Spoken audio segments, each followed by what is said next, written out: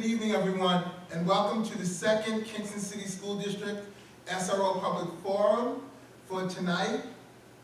So we're going to begin with a slideshow presentation which basically lays down the ground rules for the forum and also gives us a brief history of the SRO program.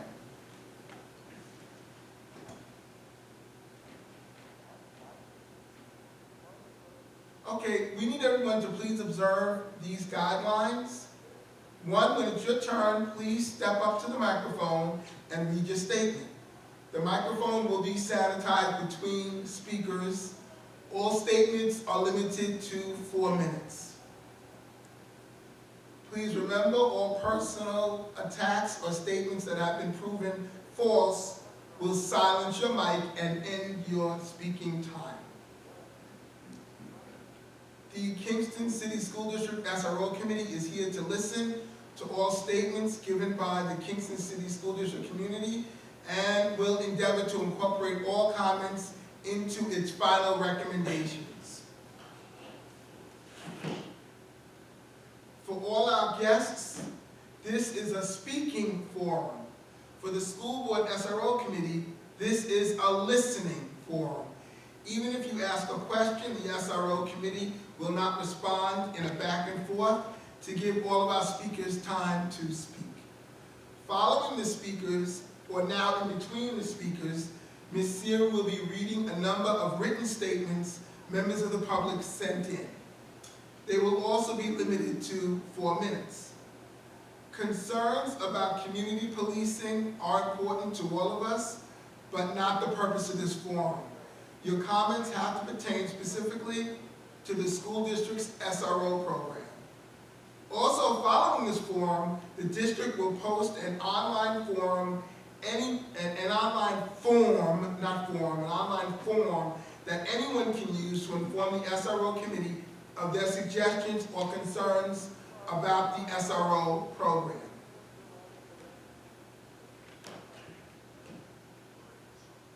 And now a brief overview of the role of the SRO.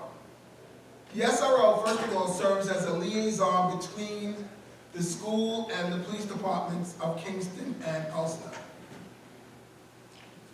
The SRO is involved in student mediation. The SRO is involved in visual and emotional presence in our schools.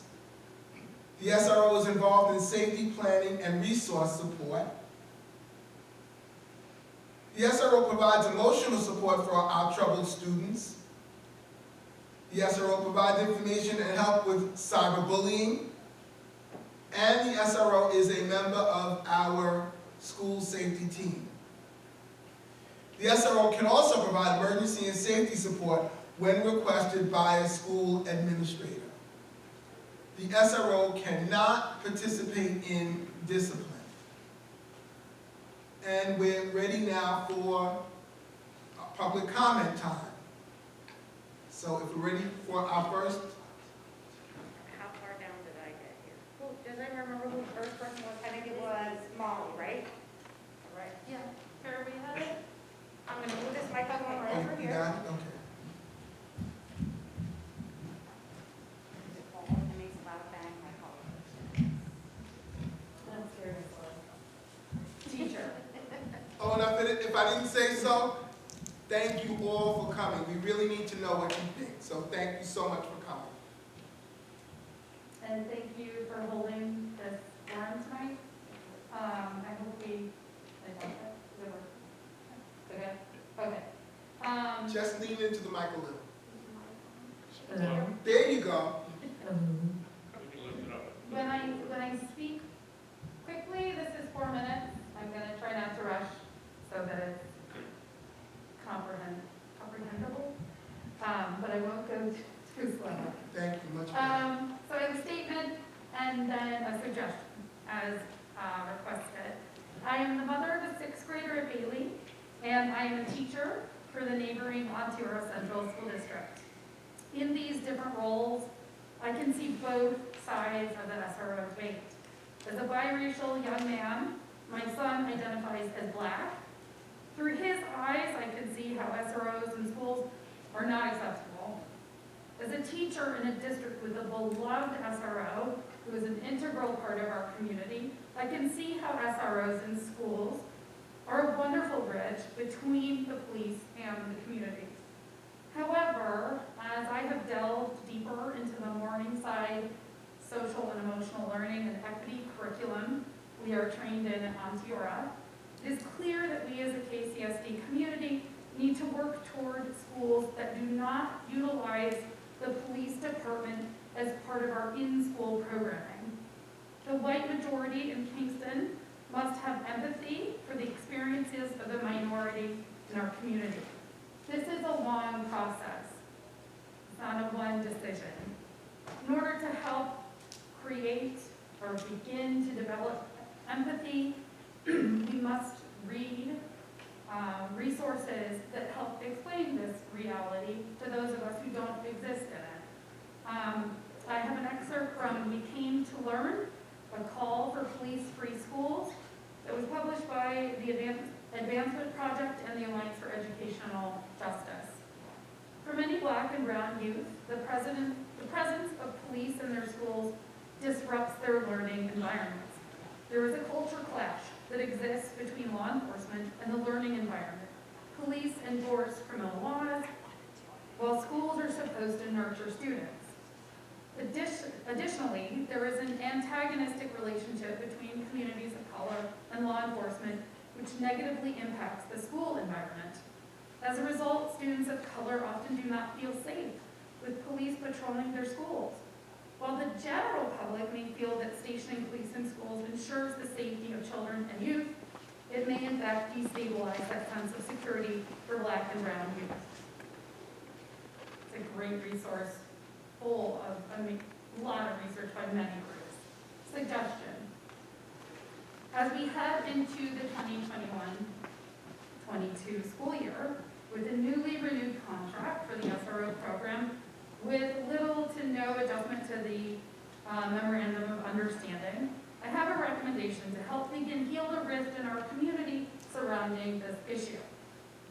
The SROs and their program need to be integrated into our school system with deliberate authenticity.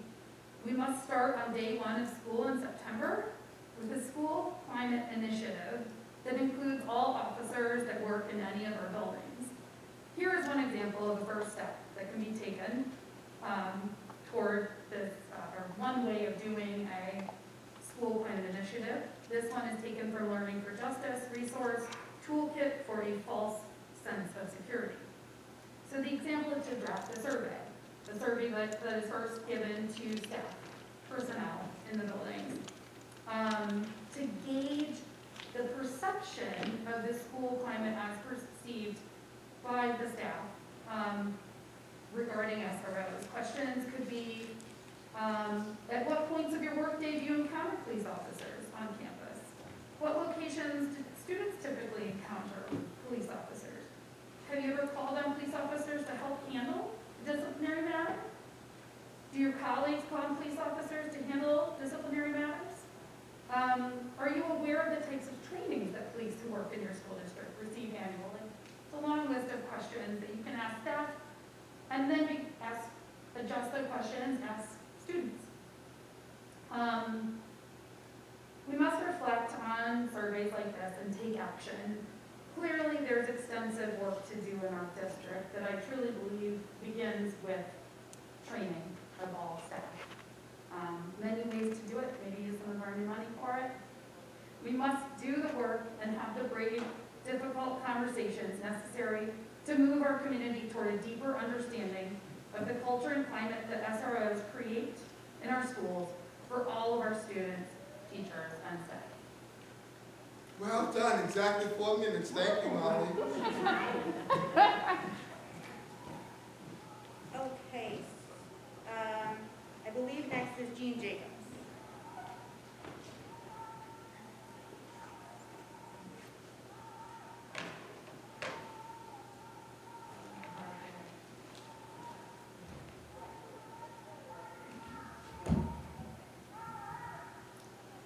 Good evening. My name is Jean Jacobs. I would like to take this opportunity to thank Dr. Catalina, like our principal here of the KHS, Mr. Schweitzer, and the rest of our community, Mr. Vasika. I'm here, I could not attend the last one, but I will speak to a few of the areas that I spoke to with regard to the history of the SAVE legislation.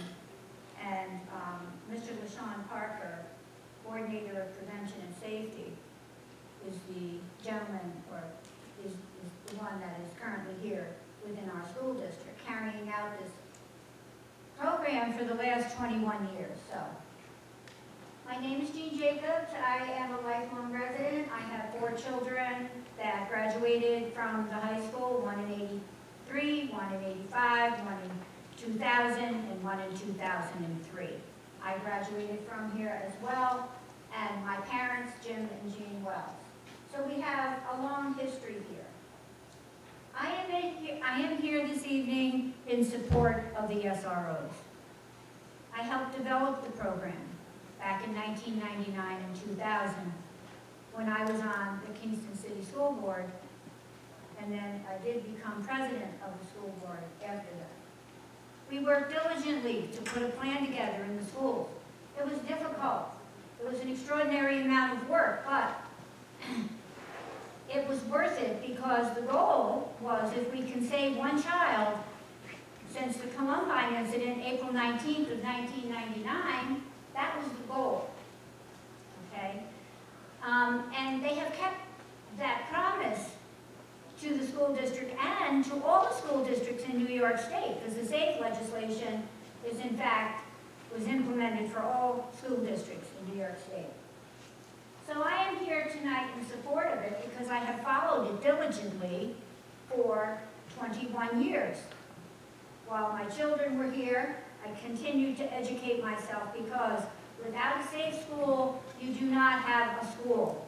We can stand here tonight, but if people just took the time to read Mr. LaShawn Parker's coordinator of the prevention and everything that is in place, you can't even imagine. The SROs are a portion of it, but it goes much further. If there's an incident, a shooter, everyone in this prevention knows exactly what position they take, and that's critically important for the life of a child. So, I'm here tonight in support, as I just said. In the 2 decades since Columbine, there have been 240 more school shootings. And as a result of this, last year, since the death of course, the untimely death. 1 minute. Okay, that's fine. What better way in a time of uncertainty to forge together and create a partnership by implementing this opportunity with our SROs? Let's reinvent education and make the SROs a part of it. Instead of dividing us, bring us together. This is what we're all about, ladies and gentlemen. And I firmly believe our community can do that, and also our school community, recognizing that every child needs to go out the door in the morning and go to a safe learning environment. Thank you. Thank you, Jean. Thank you. Right. Once again, right on time. Thank you. Next up will be Malia.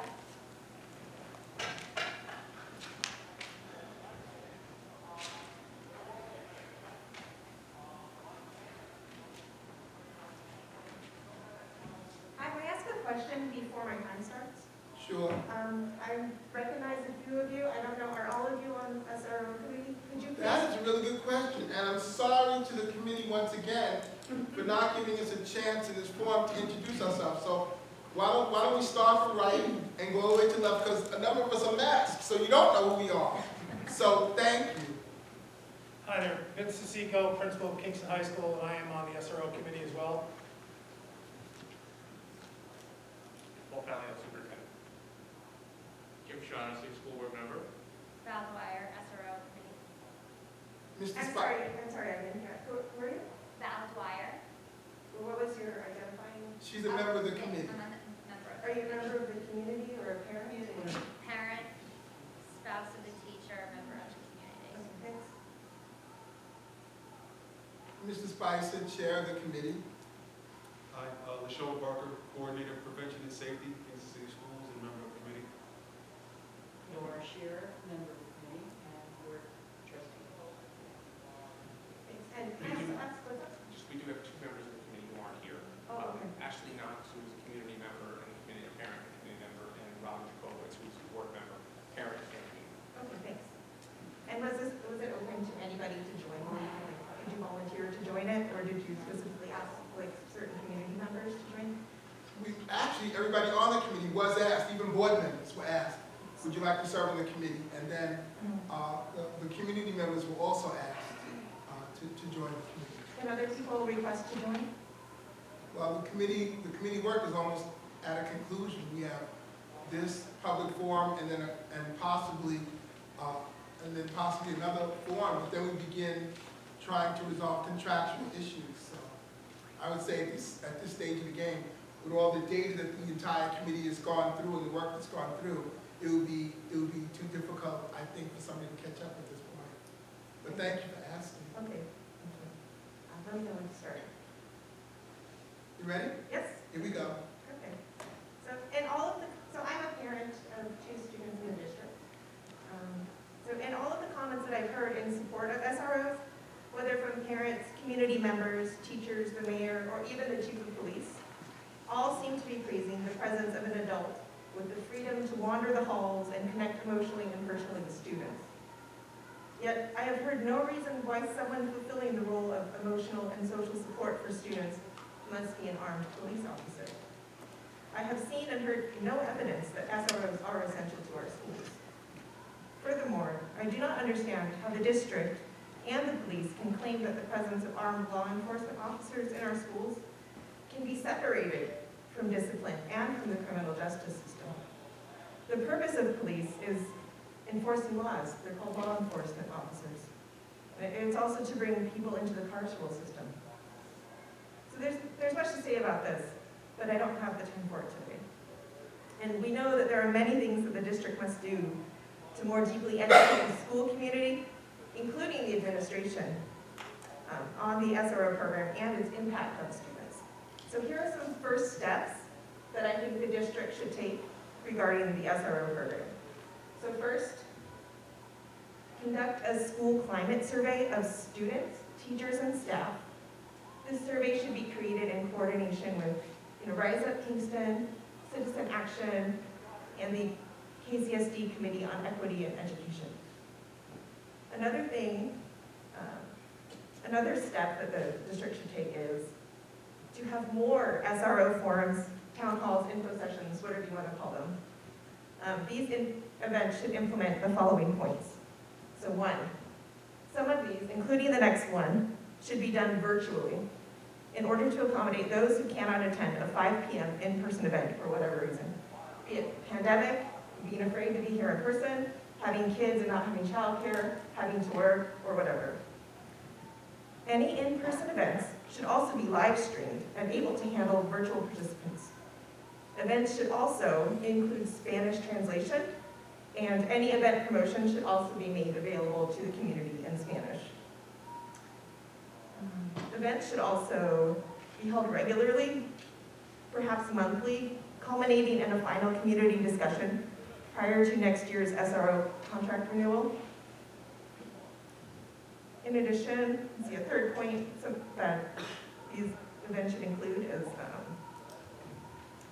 you should provide a basic Q&A session on SROs, because I think a lot of people have no clue what they are. That's maybe one reason why participation has been kind of low in these events. So here's what you would talk about in the Q&A session. 1, exactly what SROs can and cannot do at the schools, what their job description includes, like the specific points, rather than like an overview. What is considered legal and illegal for them to do? How the oversight and governance structures work with regards to SROs. Details about the type of training that SROs receive as both regular police officers, and full explanations of what SRO specific training that they receive, like for this position. Do they receive training on adolescents or what? I have no idea. The Q&A session should also include information on how the hiring process works and who is involved. Additionally, it should include what avenues parents have to complain about an SRO's actions. To what agency should a parent submit any complaints?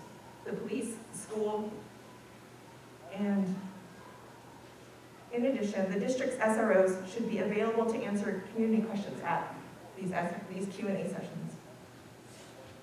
And finally, Kingston City School District should work with Rise Up Kingston, Citizen Action, and the KCSD Committee on Equity and Education to arrange for speakers familiar with other local school districts that have undergone the removal of armed police from their schools.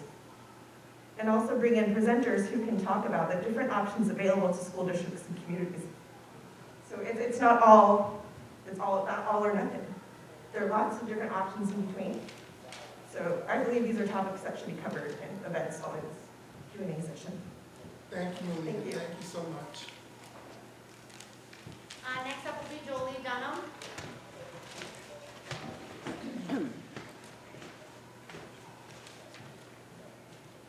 evening. Good evening.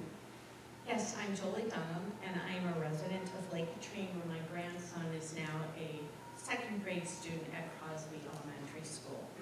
In 2001, I was a member of the Board of Education and worked intensely on the SAVE legislation requirements and addressing the concerns of safety in the district, most especially in the high school at that time. There was a time, believe it or not, when we did not have locking doors on this building, and we had evidence of students actually being beaten during gang initiations during school hours. I remember that very well as a board member, which was very difficult to deal with. So as a board member, I was very involved with Ms. Jason in drafting the state's very first zero tolerance for bullying policy, which the board, we worked through with the lawyers. We were one of the first in the state, and I was the person who helped draft that initial document. As a lifelong educator, and I'm a high school teacher in Dutchess County, I see on a daily basis the necessity as well as the advantages of having a school resource officer in educational communities. I totally understand what other speakers have said here, how other people may perceive that and not be comfortable with that, but I come before the board tonight for the first time in almost 15 years speaking in front of you to encourage you to keep the SROs in the Kingston School District now and in the future. School resource officers are trained for this position, and those of you who are involved in this know the specificity of their training in dealing with the school population. One of their main purposes, and no one has mentioned this yet tonight, is to form relationships and connections to our students. I teach in Dutchess County, Arlington High School. We have SROs there. These connections and relationships that I actually see them make with students can be a life-saving event for individual students and for the school community as a whole. There are students I know personally who have confided in our school SRO with serious issues at home, so that the officer can be there for them and direct them to help. There are students in our school building who have tipped off our SRO about impending violence so that they can intervene.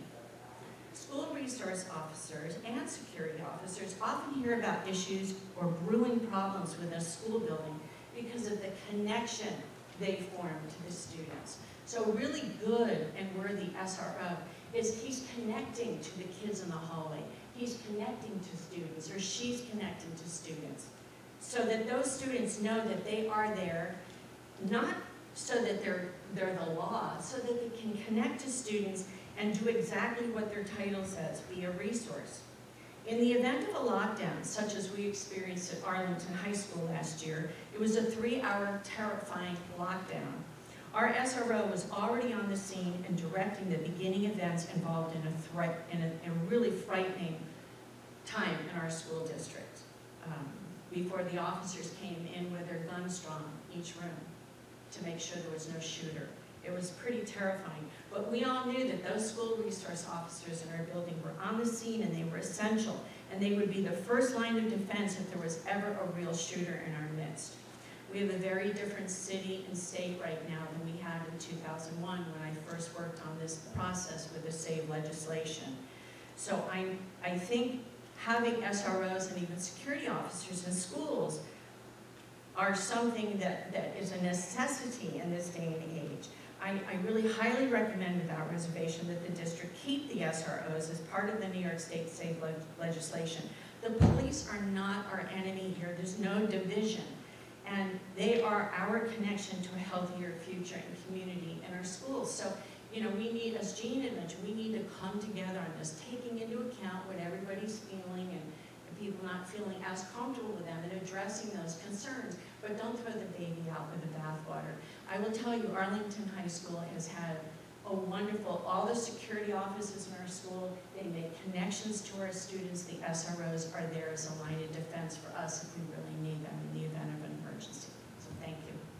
Thank you.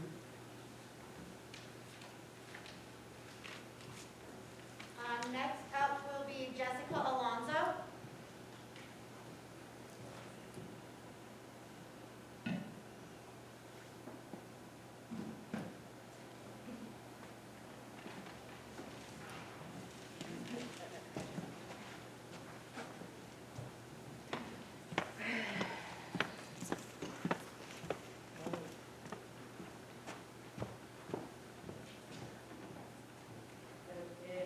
Hello, my name is Jessica. Jessica. Oh, hi. I'm so nervous. Okay. You'll be fine. My name is Jessica. I graduated from Kingston High School 2 years ago, 2019. I have a brother who's graduating this year.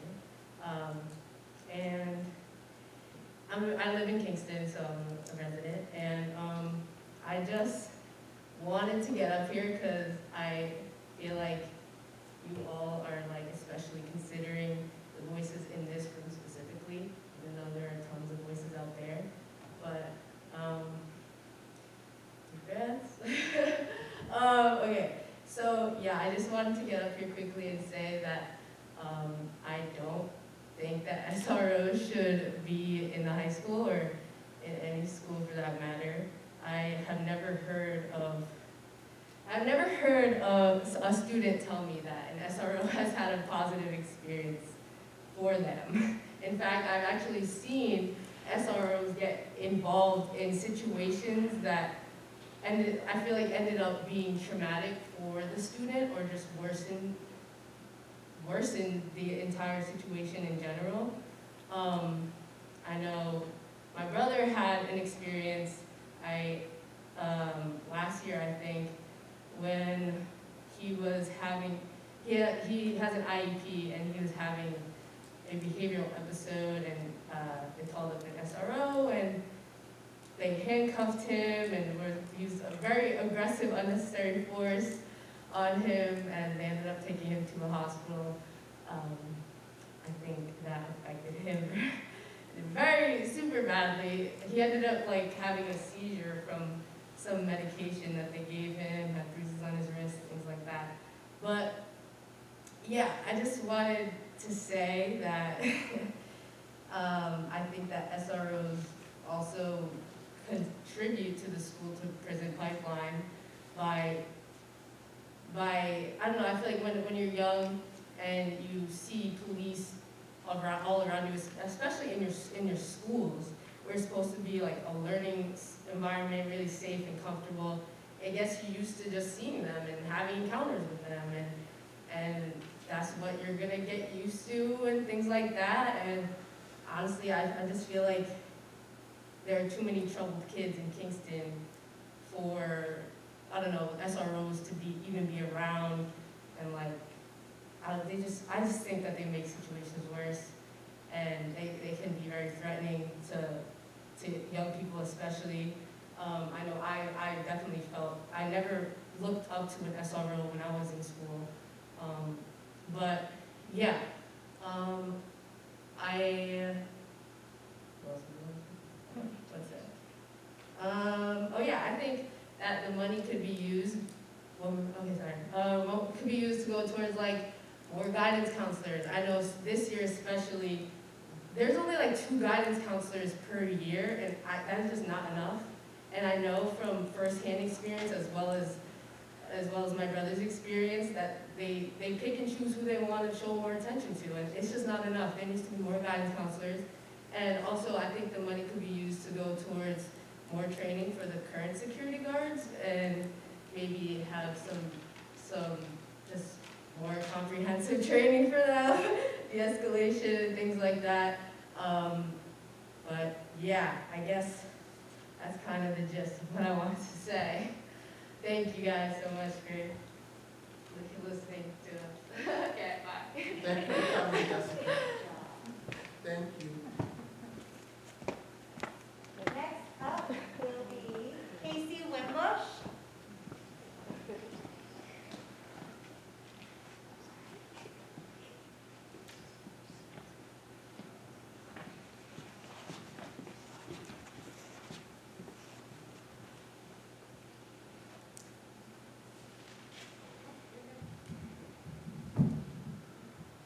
Hello, hi, my name is Casey Wimbish. I'm a resident of Midtown Kingston. I have a son in 5th grade, and I work with a lot of high school students from Kingston High School through my job at the Kingston YMCA Farm Project. And I just want to say a couple things about my son, and then I want to read some letters from high school students that were written in regards to SROs. So I have a 5th grader. He started at Bailey this year. He has grown up in this era where shootings, police killings, all that kind of thing are heavily in the news and in the media. So he has a very healthy fear of guns and consequently police officers. He will cross the street to get away from a police officer.